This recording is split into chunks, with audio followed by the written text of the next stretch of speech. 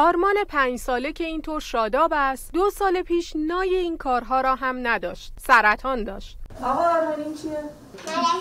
و حالا 2 سال مراحل درمانی را گذراند و مداوا شد. آن هم به دست متخصصان ایرانی و با ژن درمانی.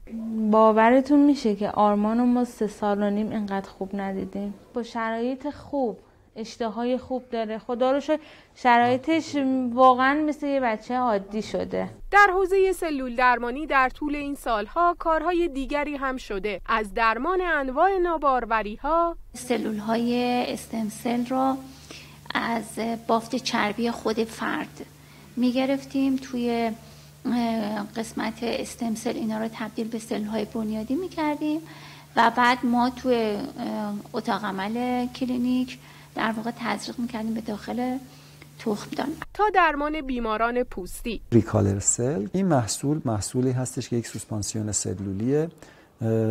از نظر دسته‌بندی جزو محصولات اتولوگ حساب میشه. این از خود فرد نمونه گیری انجام میگیره و ما الان در کلینیک پژوهشگاه رویان و توی یکی دو تا از بیمارستان‌های ریفرال توی کشور تو حوزه بیماری پوست از این داریم استفاده میکنیم. حالا با همه این تلاش‌ها کشورمان در حوزه سلول درمانی از لحاظ تولید علم در جایگاه 13 جهان و از لحاظ ثبت کارآزمایی بالینی در رتبه 3 منطقه قرار دارد.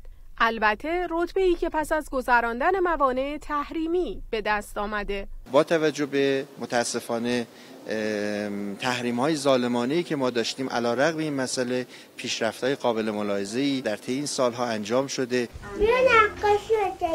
بیمارانی مثل آرمان مدت هاست دیگر برای درمان نه نیاز به درمان به دست متخصصان خارجی دارند و نه نیاز به هزینه‌های هنگفت درمانی، به لطف تلاش‌های متخصصان جوان کشورمان. محبوب دلانگیز، خبرگزاری صدا و سیما.